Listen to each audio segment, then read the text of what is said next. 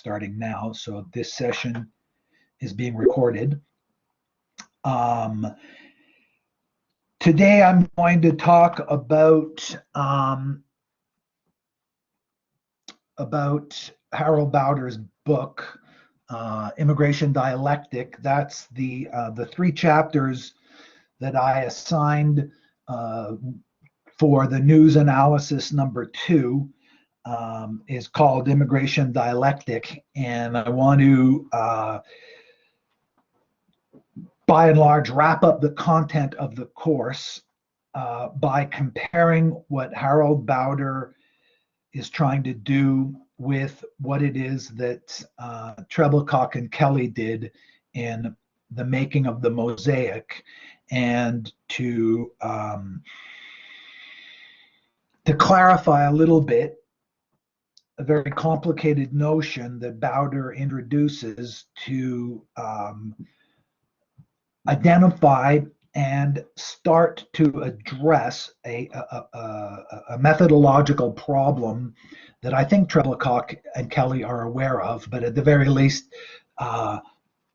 one of the methodological challenges that the approach that's taken by Treblecock and Kelly presents to us as students of immigration in Canada, and also as citizens and visitors in Canada and or wherever else we might happen to be. And maybe if I have enough time to try to connect it to why I started the course with belonging. That will probably have to wait until next week, but we'll see. I'm going to now turn to the slides that I prepared for today to hopefully keep me on track a little bit better. But before I turn the slides on, I want to invite all of you who are here.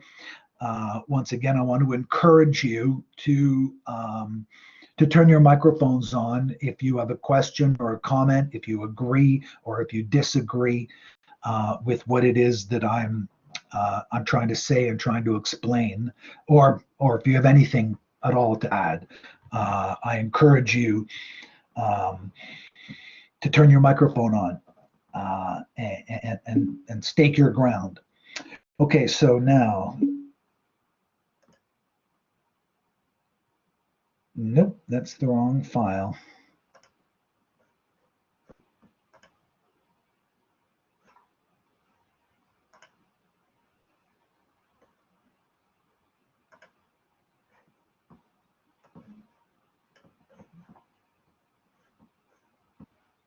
Okay, I don't know where I put that. I'll just be a second here.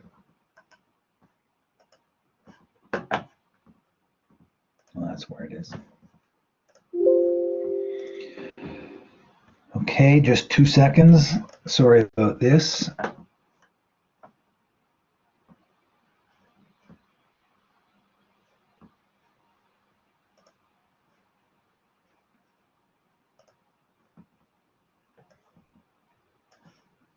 Okay, there we go.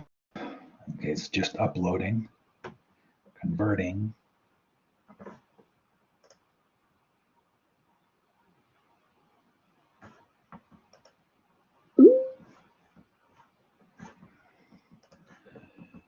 Okay, there we go. Sorry about that. Is the slide on your screen now? Immigration Dialectic? Awesome. Yes, Nazir? Professor. Yes. Okay, thank you. Now, so you'll recall, and maybe by now you'll be bored to death even by this framework that is introduced to organize the information that Treblecock and Kelly put together in providing an historical account of the development of Canadian immigration policy up until the early 2000s.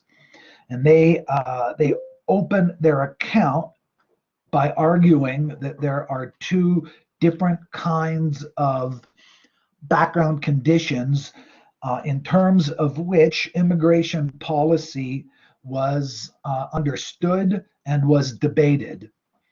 On the one hand, there are ideas or values, and in particular, the idea or the values of liberty on the one hand, community on the other.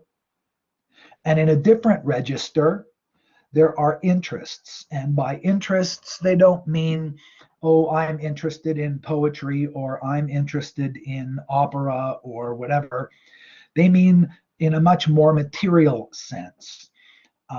What is it that I need as a business person? What is it I need as a worker?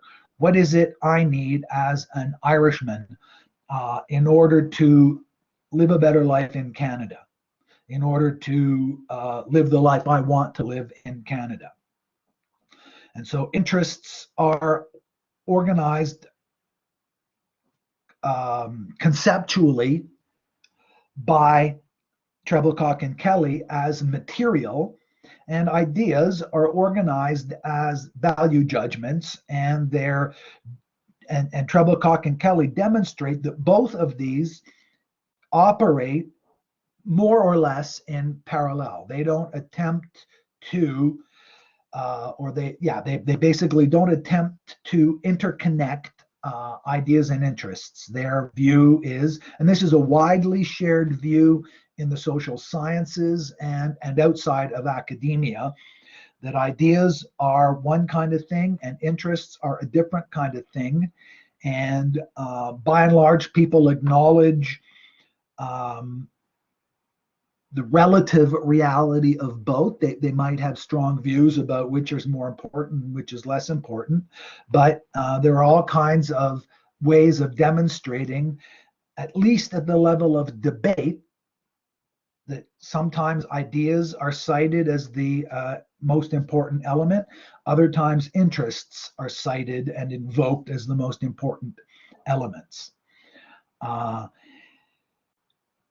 And he opens his chapter with the claim that in an oft-cited observation, John Maynard Keynes once remarked that sooner or later it is ideas, not vested interests, which are dangerous for good or evil.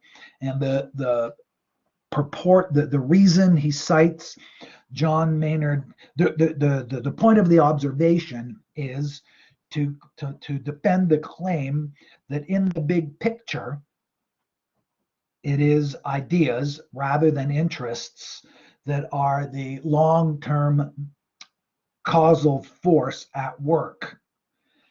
And it's not by accident that he cites John Maynard Keynes. I don't remember if we had this, if I asked this question, but I'll ask it again anyway.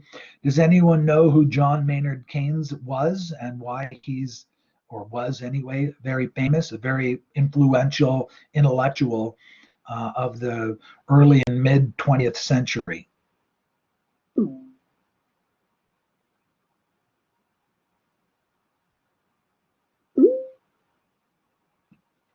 Well, John Maynard Keynes was one of the very most influential and important economists in the 20th century. And he was extremely influential in academia, but he was also extremely influential in the political world, in British politics and later in American politics. John Maynard Keynes was the driving intellectual force that led to the development of the idea of the welfare state and then the translation of that idea into government policies that were implemented in order to address the devastating consequences of the Great Depression in the 1930s. In many ways, the political, social world we live in, on the one hand, and the intellectual world that I grew up in anyway, on the other hand, were deeply influenced by John Maynard Keynes. And so citing Keynes to the effect that ideas are what's most important is doubly is a kind of there's a double move at work there. Notwithstanding his claim, though, that ideas are what is sooner or later the most dangerous, the most influential for good and for evil, nonetheless, what he does demonstrate, nonetheless, what Treblecock and Kelly demonstrate, not just, I mean, they propose and they lay out, they summarize in the chapter I assigned the results that are detailed in the rest of the book in much greater detail, that in fact it was interests that seem to have driven immigration policy. And I'm going to now spend the rest of today trying to articulate a different approach that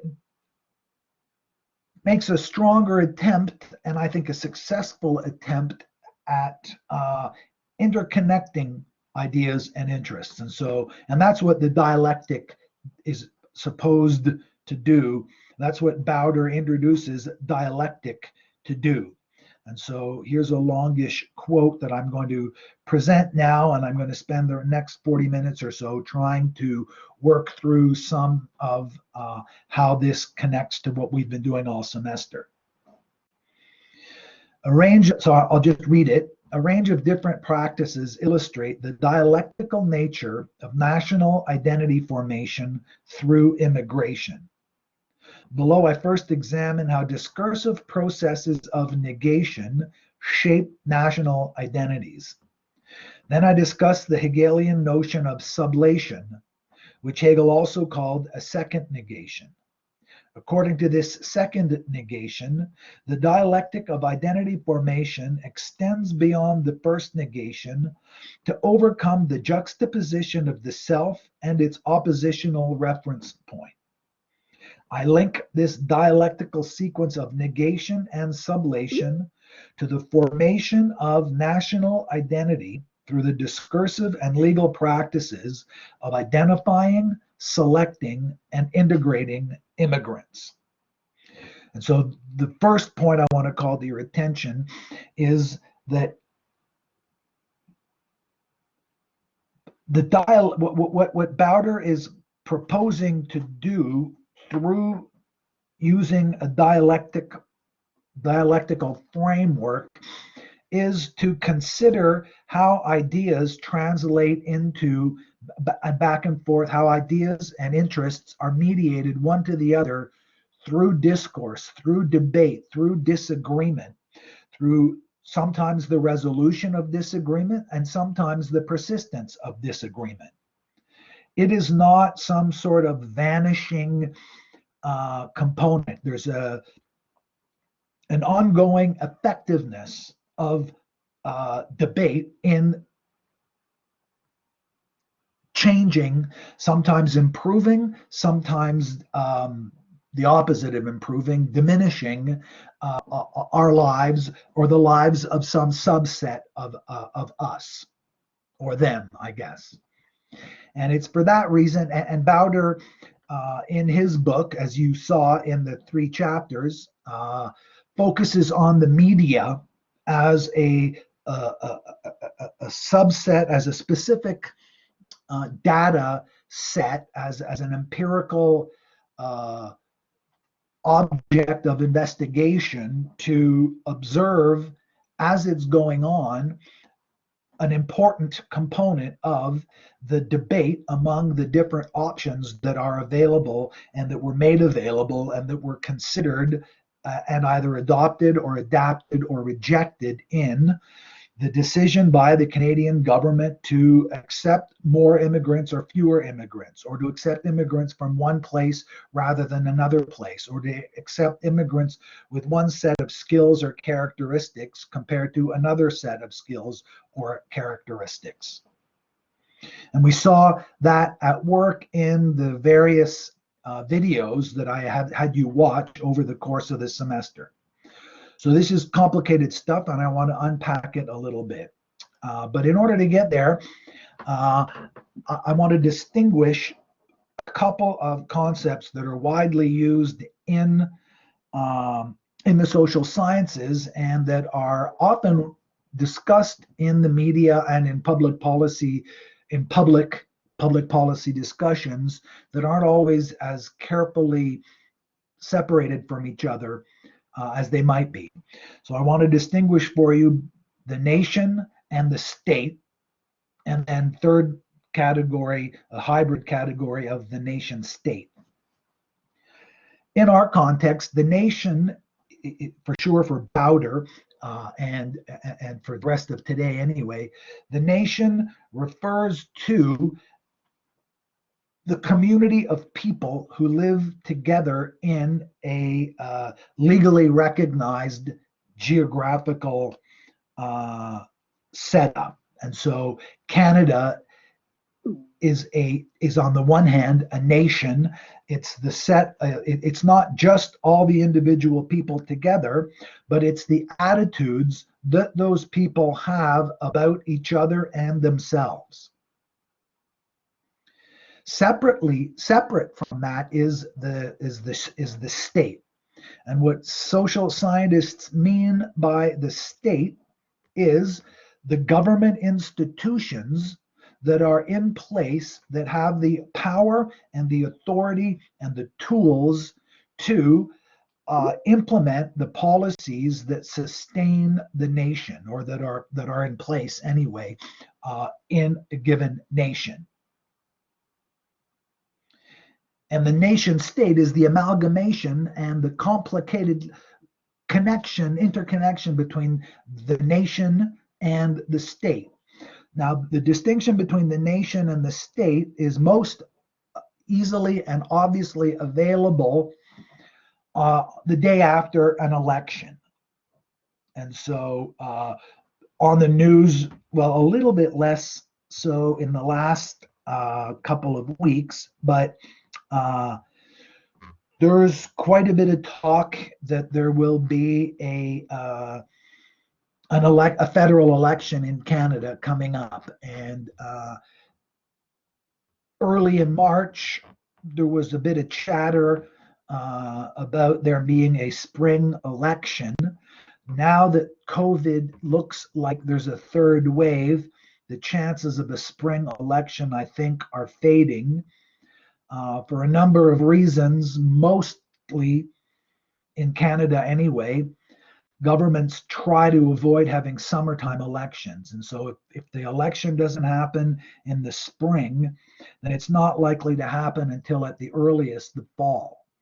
But just for the sake of argument, to illustrate the point I'm trying to make, let's say that there is a fall election. And so the government, the current government, the Liberal Party is in charge federally. It's a minority government right now, but because they effectively have managed to combine enough votes in Parliament to pass legislation, they form the government right now. If they decide to have an election, then there are a whole bunch of laws that are in place about how many days the election has to last and so on. There will be an election, and the day after, or the day of the election, actually, maybe a new government will be elected. The nation stays the same, but the government changes. Now, for the most part, the state remains the same. There are only, actually, I don't even remember how many members of parliament there are. Somewhere between 300 and 400 members of parliament in Canada. But there are tens of thousands, maybe even 100,000 government employees just at the federal level. And the state is the more or less permanent ongoing apparatus whose executive is composed of the elected government officials, but the state is a permanent institutional feature of different nations. The nation is more permanent than the state, and the government is a subset of the state. But it's important to distinguish, and you'll see one immediate measure of that. 338, thank you. So there's 338 members of parliament, and in Canada, Parliament sits and they vote on passing laws and a couple of other things. But in the fall, in the spring, maybe, and if not the spring, then pretty likely in the fall, there'll be another election and we may get a new government. We will get a new government. It might be the same party in a majority. It might be a different party in a majority, or it might be a different party in a minority leadership position. But the nation will stay roughly the same, but the shape of the government will change a little bit. Now, Bowder cites a sociologist and historian, Benedict Anderson, who I'm pretty sure he died relatively recently, but he wrote a very, very influential book called Imagined Nation, Nationalism. I forget what the title of his book is, but Bowder cites it. And here, I'll just go to the quote now. This is from Bowder's book. In a famous quote, Benedict Anderson explains that the nation is imagined because the members of even the smallest nation will never know most of their fellow members, meet them, or even hear of them. Yet in the minds of each of these members lives the image of their communion. So what the point applied here to, for example, Canada, is that anybody who has any slight association with Canadianness, either as something they have or participate in, or something that they're denied or excluded from, either way, or in both of those ways, and we'll see that these two ways, we'll see Bowder argues that being excluded and being included are related to each other in a slightly more complicated way than we might imagine. But the point is that Canadianness, either as something you have or something that you've been refused, necessarily includes an imaginary component, not in the sense so much that it's made up, rather in the sense that it exists necessarily only in people's imaginations, that it's our consciousness, it's in our consciousness that the reality of Canada exists. And that's partly because there's just too many people. You have almost all of us anyway are members of a family, and some of us will have cousins that we perhaps have never met. But in principle, when we think of all of our cousins, or whoever we include in our family, in principle, we suppose that we could all meet together. Nobody is part of a family in the narrower sociological sense of the several different ways that families are constructed in different societies. But in all of these societies, you don't need an imagination for your family relations are not necessarily relegated to the imaginary realm the way national belonging is. Okay, so now. So being Canadian, becoming Canadian exists and is sustained in the imagination. And that explains a number of features of how what nations do that are otherwise a little bit more difficult to explain. Why would we have a national anthem? Why would each country, or most countries anyway, I'm not sure that every single country has a national anthem, but what would be the point of having a song that everyone that is taught to school children that symbolizes belonging to the nation mean? Well, that's because everyone can learn the song without ever having to meet everybody.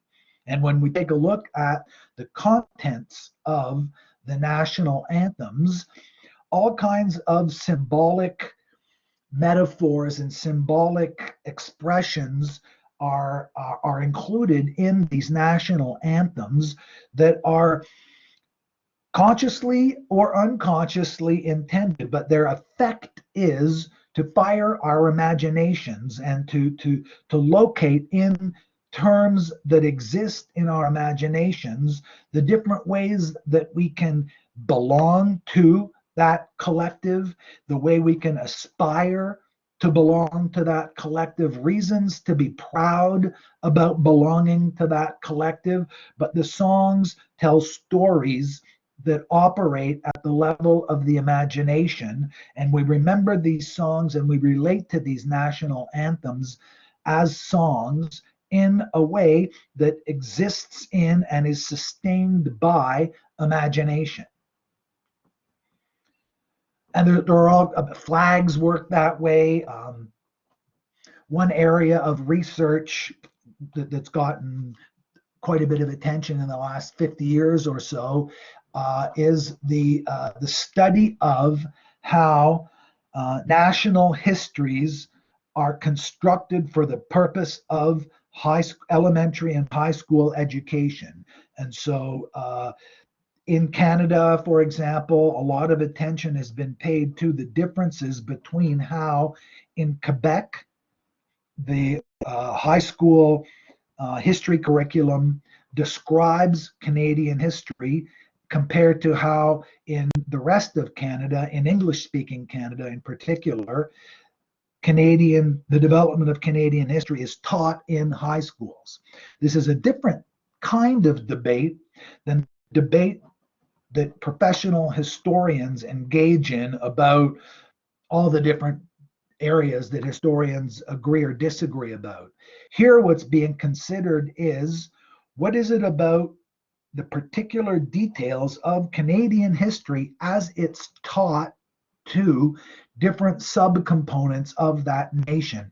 In the United States, this has been looked at in Germany and France, in England, in Scotland and Wales and Ireland also, in lots of other places. I'm sure that this is the case, for example, in the former Yugoslavia, but I don't know that. I can't imagine that they wouldn't have taken a look at that, and also in lots and lots of other places. And the point there is that the government takes as part of its mission of governing the nation to ensure that a certain version of the story of the country is being taught to the students, the future voters, and the future adult citizens of that country. And it's done in part to create and then to sustain a certain imagined understanding of how the nation came to be the nation that it is today.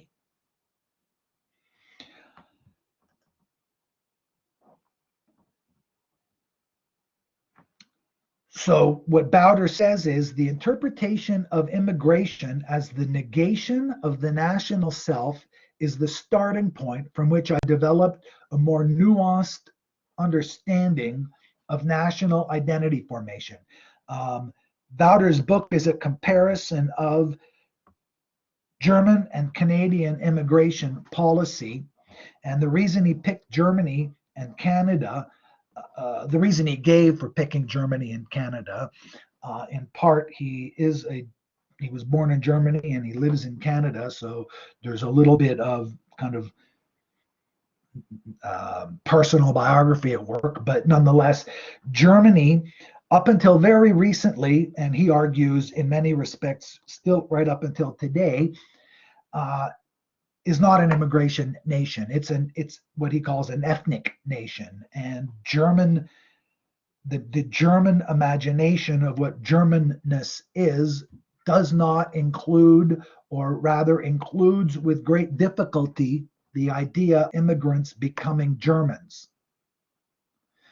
In contrast to that, Canada, from the very beginning, has imagined itself and has been a nation of what we today would describe as immigrants. In 1867, the vocabulary was a little bit different, but the reality was the same. Canada starts out in 1867 as composed essentially of, depending on how you count it, 2 or 3 founding nations.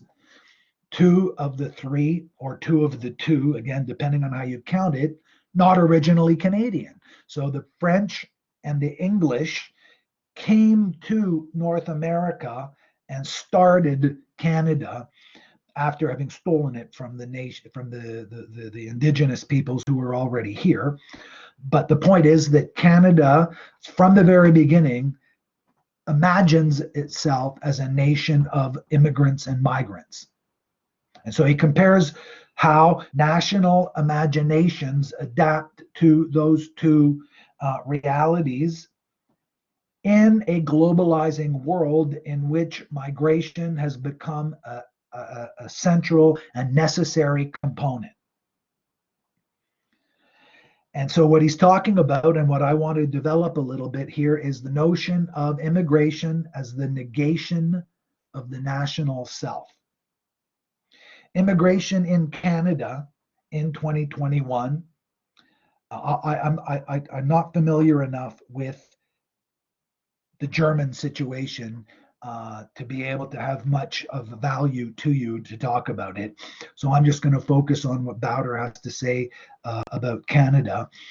Mostly it's about the dialectic that I wanted to talk today. The first part is fairly straightforward. An immigrant is someone who's not a member of the nation. An immigrant is someone who is in the process of becoming a member of the nation. And insofar as the immigrant is not yet, or is not a member of the nation, it sets up this contrast that better allows us to see who the member of the nation really is. This is the argument that this is the analysis that Bowder offers.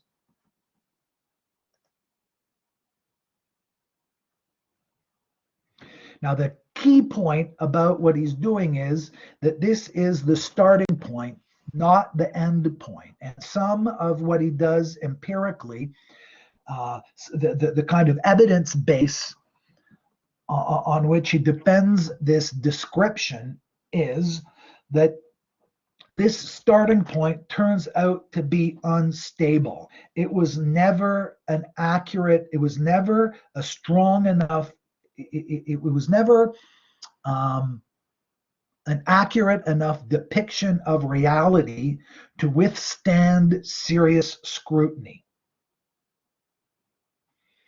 This idea that the national self is the negation of the immigrant self collapses under scrutiny and is transformed over time.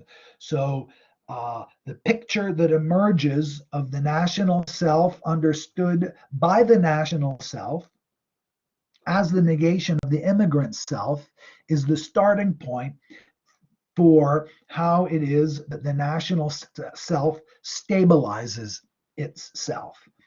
One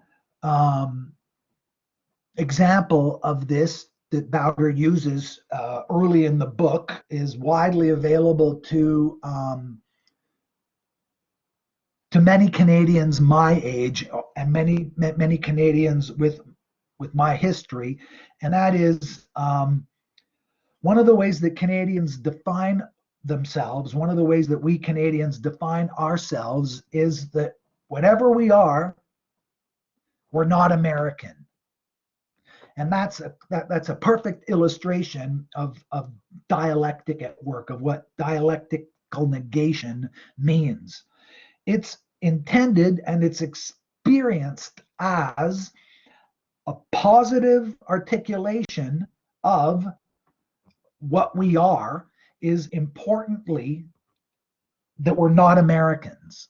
And so that negation of that assertion of that articulation of the content of the Canadian national self is experienced as and described as the negation of some other thing. I see that there is a typo here. Sorry about that. Okay, so in the context of immigration, it is probably fair to say, and here, Bowder acknowledges and Bowder adopts the same middle strategy or the same transition strategy that Treblecock and Kelly, and that in fact everybody who looks at policy takes a look at. That what it is that ideas and interests are focused on in Treblecock and Kelly is shaping policy. And it's through an analysis of what policy ends up being that we can tell how immigration is being impacted by whatever it is that we're saying immigration is being impacted by. So that the target of what we're trying to understand is immigration policy. What are the laws that are passed? What are the effects of those laws? Okay, so now where am I here? Now, where Bowder shifts away from what Kelly and Treblecock were doing is by pointing out that it's by observing the debate of these material laws and policies that he wants to connect the processes of identity formation from the perspective of the subject. And it's here, I think, Bowder doesn't make this move, but I think his work opens up to that, that we open up a possibility of tracking forward to the extent to which people can feel like they belong here or don't belong here. One of the outcomes of the debates on these material laws and policies and the factors that shape those debates is the extent to which people in Canada feel like they belong here, whether they've been here a long time or whether they haven't been here a long time. And what I've seen from the scripts, the draft scripts that you've produced, is that some students have been here quite a while and don't feel like they belong. Some students have not been here very long and they feel like they belong. And what is it that what are the variables, what are the different factors that determine or that shape the likelihood or the likelihood of belonging or the likelihood of not belonging?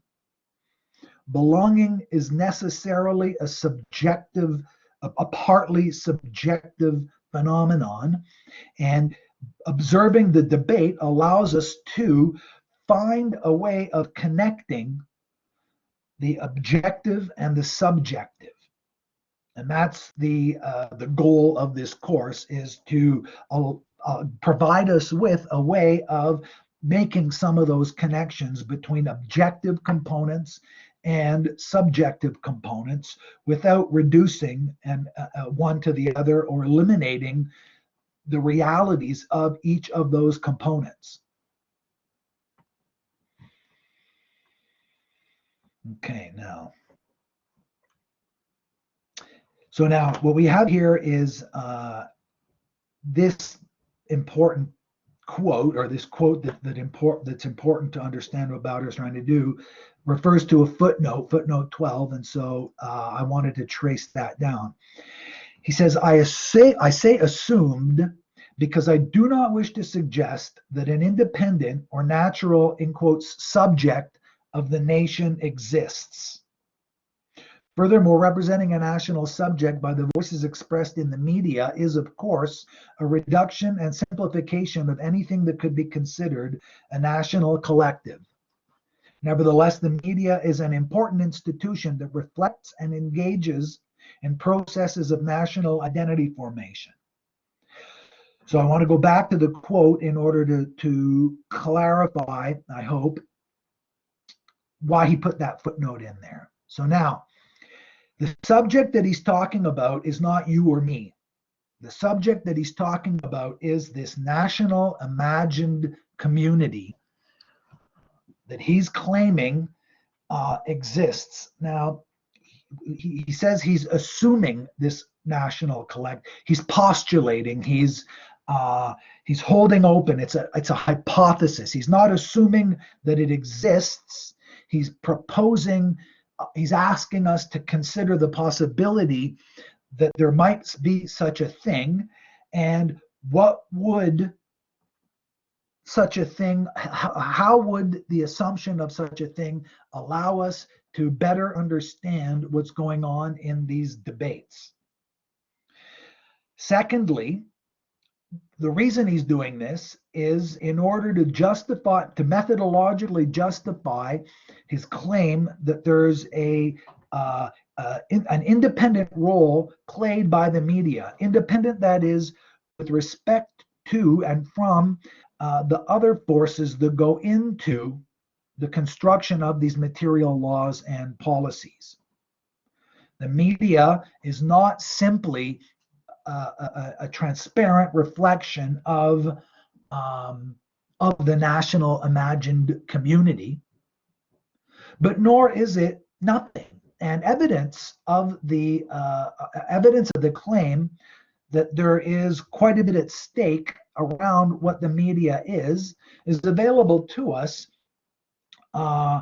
in the heated debates that have been generated recently about what counts as the media and what is not the media. The very fact that the notion of fake news has been weaponized mostly in the United States, but not only in the United States.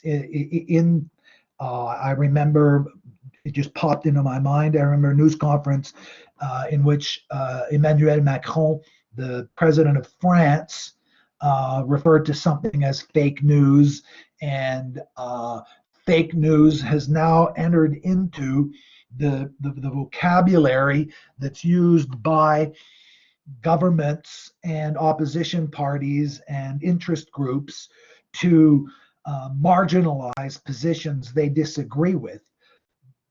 But the fact that it can be weaponized that way, the fact that it can be retroactively re-entered into policy debates and positioning, certainly supports the claim that media could be, and I think clearly has been and continues to be, a relatively speaking autonomous actor in the consolidation of and the transformation of this national subject, this national identity. Now, there was one other point I wanted to connect to.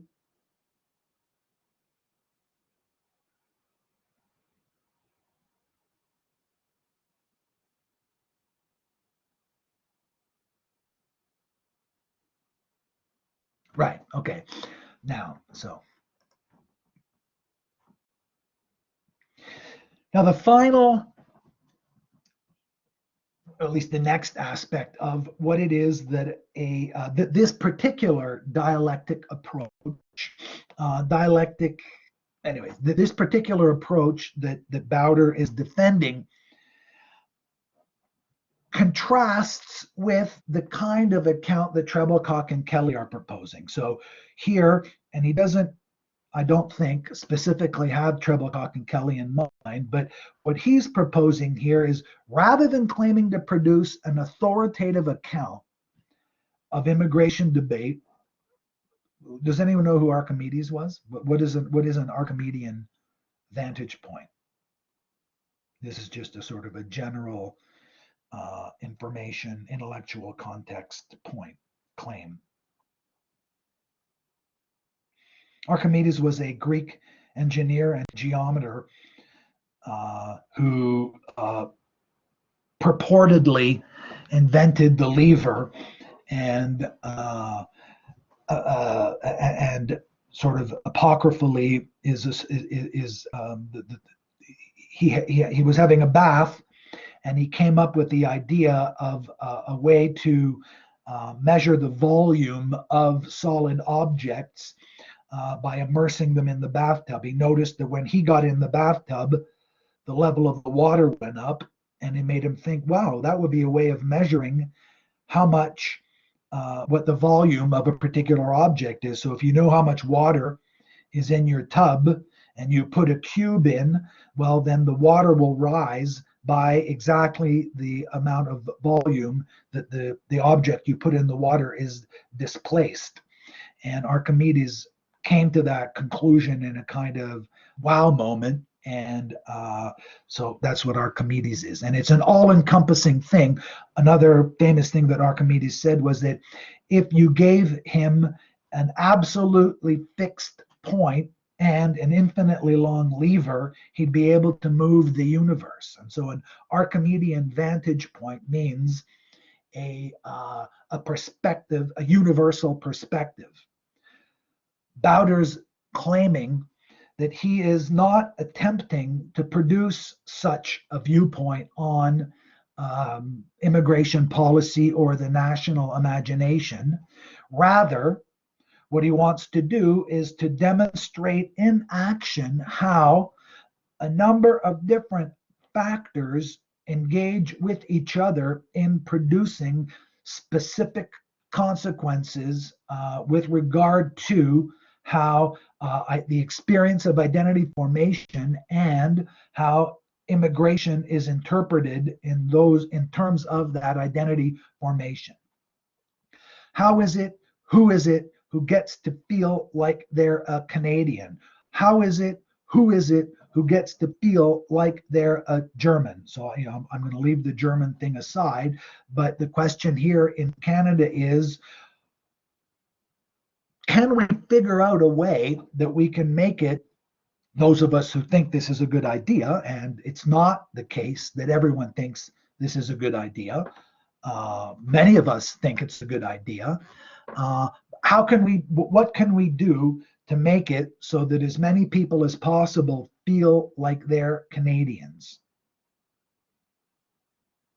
And Bowder claims to illustrate some of the mechanisms, not all of the mechanisms, not some total framework that's going to explain every aspect of it, but he wants to take a look at some of the ways that that happens. And the starting point is this negation. So that the first move is being a Canadian means not being an American, not being from France, not being from every other place in the world.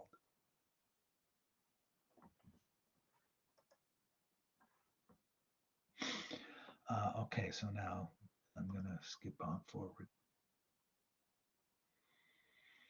So this is the quote I started from. We have this process of a negation.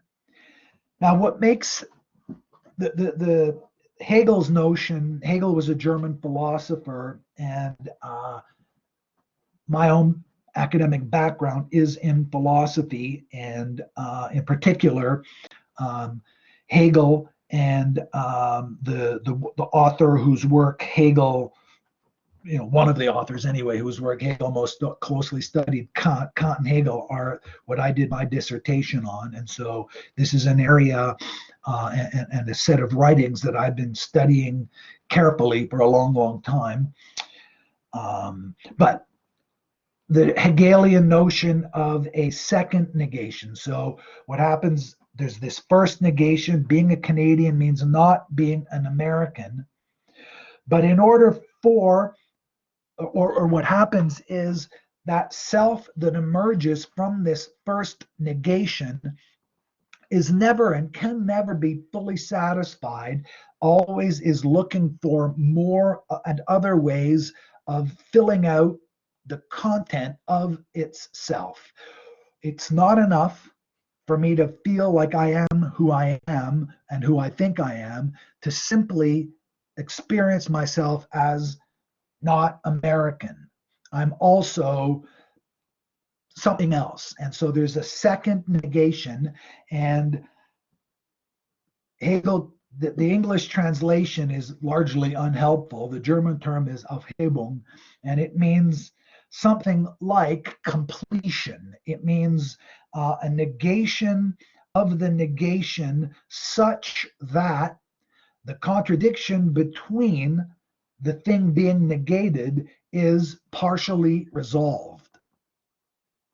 And so when we take a look ourselves, almost always, when a Canadian says, "Oh, I'm not an American," what they have in mind is, so I'll contrast two standard illustrations of how that works.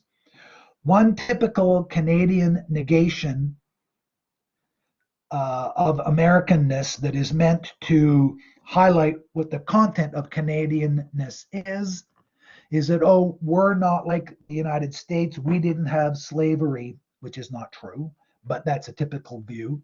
Or we didn't have racism in the 60s. We didn't have Jim Crow, also not true. I mean, basically also not true, but it's widely believed. And so that we see being Canadian means not being racist the way Americans are. Another version of it is sort of at 90 degrees to this. I've also heard Canadians distinguish Canadian identity from American identity is, oh, in Canada, we're not proud of our country the way Americans are. We're not as patriotic as Americans are. I'm curious for the people who might still be listening, does any of that resonate? Have any of you ever run across this or thought this or seen this, either of those two claims?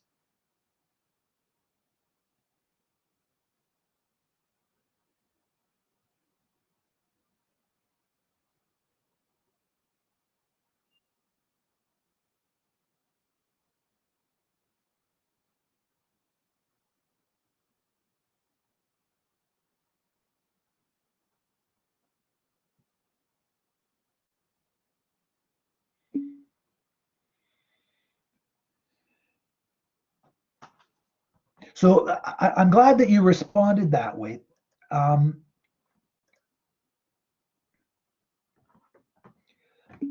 making a second order claim. So Coco says that she thinks Canadians are not as racist as the majority of Canadians. What I'm talking about here is more, what is it Canadians think makes Canadians Canadian? And one of the things that I'm trying to illustrate is one of the ways that the notion of Canadianness gets filled with content is through this dialectic process. We think of ourselves as Canadians by comparing ourselves to what Americans are, and what makes us Canadian is precisely something that Americans are and we are not. Whether it's true or not is a separate issue. And I'm thrilled, Coke, you think that, but I think there are reasons to be a little less confident about that. I mean, among other things, I don't know that you can, I don't know what scale we'd have, and certainly I'm not in a very good position to evaluate this, certainly not in nearly as good a position, I guess, as you are. So the point I want to make here is the subjective content of Canadian national identity and how the filling of that content is understandable as a dialectical process. And so what we get is, according to this second negation, the dialectic of identity formation extends beyond the first, negation to overcome the juxtaposition of the self and its oppositional reference point. So Canadians see this American national identity. Americans are X, Y, or Z, and that's either good or bad. And if it's good, then we try to become like that. If it's bad, then we're glad but we're not like that. And that's what a sublation is. It internalizes that difference and turns the difference into a thing, into content. And broadly speaking, what Bowder is saying is that that dialectic, that philosophical dialectical process is a good model for how immigration policy operates everywhere, but in particular in Canada. And so that the formation of the Canadian national identity is mirrored in, and we can read off of that Canadian national identity by taking a look at how it is that all of the different actors who go into um, formulating and forming and constructing Canadian immigration policy, that whole process reveals to us, if we observe it carefully enough, this dialectical sequence. Who is it and how is it that Canadians have opened and closed their doors to include tells us who it is that Canadians at that time thought they were. In Canada in 1914, when the Komagata Maru gets turned around, the process through which those decisions were reached tell us who it is that Canadians thought they were.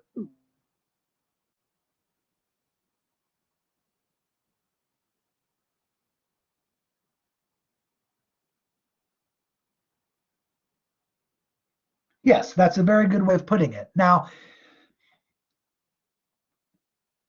this dialectic, the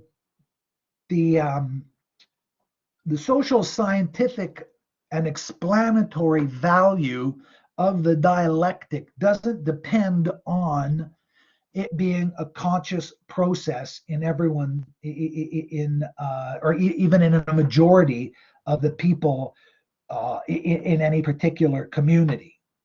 So, and that's certainly one of the very problematic, methodologically problematic aspects of the dialectic. It can and very largely does operate unconsciously. But Coco's description, I think, is very good. Some Canadians feel more Canadian by comparing themselves to Americans. And that process is iterated in the sense that many Canadians might not have thought of that, but when they hear that, then it's to the degree that that makes sense to them, then it reinforces in themselves their own feeling of Canadianness. One of the ways that this works out through one of the ways that the stories that some of the students have told, one story in particular pops into my mind. I forget if it's from this semester or a previous semester. One of the students moved to Canada as a young-ish person in high school and lived in Canada and didn't go back to the country that they were born in until for 10 or 15 years. And for many, many people, who you are when you're 15 years old and who you are when you're 25 years old are very different. But this person went back to, and I'm not being coy here. I actually don't remember what country it was that they went back to, but they went back to their country of birth with their parents. And when they got back from their summer, I think it was in the summer that they went home, they visited, and then they came back to Canada. And both the student and his parents, at least according to the student, were surprised to find, in different ways from each other, but they were surprised to find that when they came back to Canada, in a number of ways, they felt more Canadian than they had ever felt before. That coming to Canada, they really didn't fully realize how Canadian they had begun to feel until they went back home and experienced being back home. So before they returned, they were more Canadian than they seemed to have realized. At least that was the story that the student told, and that's a fairly widely reported phenomenon. I know in my own biographical case, my father was born in Belgium, and he moved to Canada in his mid-20s. And he never went back to Belgium until he was about 50, I guess. And we all went back together. And although in many ways, we lived in Quebec, my dad was a francophone, and so it was much easier for my father to integrate into Quebec society than it is for many Canadian immigrants to Canada. Um, but in lots of ways, it wasn't until he went back to Belgium that he really understood how Canadian he was, because he realized he was no longer Belgian, or no longer fully Belgian, or no longer automatically Belgian. There was something about him that was no longer Belgian completely, and he interpreted that as being Canadian. And that's what Hegel, that's one version of what Hegel means by the sublation of negation. It's not enough that the negation doesn't become part of your Canadianness until it's transformed from merely a negation, only a negation, in some sort of positive content. And it's that process that immigration, ideally, when it's operating at its best, successfully produces. The final step in that cycle is that the rest of the country begins to be able to internalize itself the values and the advantages and the insights and the flexibility, the adaptability of the new content that's being included as a result of these transformations in the national self. And so what we get is the sort of the textbook explanation of the value to Canadians of multiculturalism is to expand the reality of what being a Canadian means to include all of the strengths of the diversity that is brought to Canada by including and by accepting and by welcoming and by being able to help achieve a sense of belonging of these diverse people, of the diverse people from all around the world. Now, for certain, it's a rocky, complex, and never fully successful process. But this is the point, this is the mechanism that Bowder describes in his book. Okay, so I got through more than I was worried I would get through. Now, let me just see.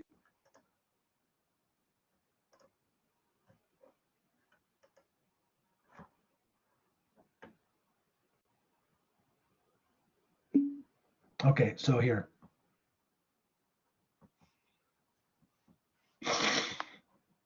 Let me see. So,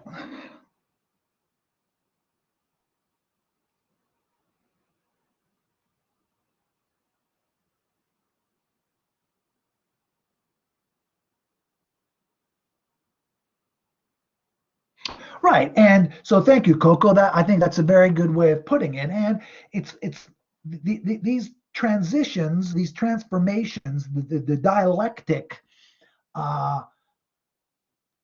at least almost always, I think always, but at least almost always, when it's real transformation, comes at in a certain sense at a cost. These transformations, when they're real transformations,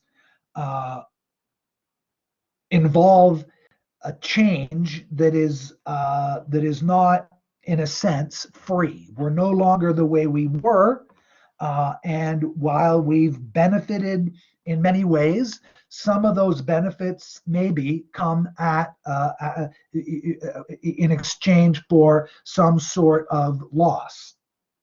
And so Right. So that's basically all I have. Okay. So I've run out of time today. And so next week will be the last lecture.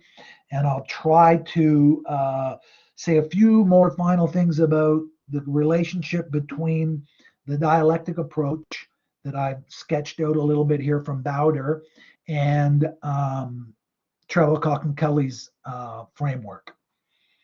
Okay, so have a good weekend, everybody, and I will talk to you all next Friday.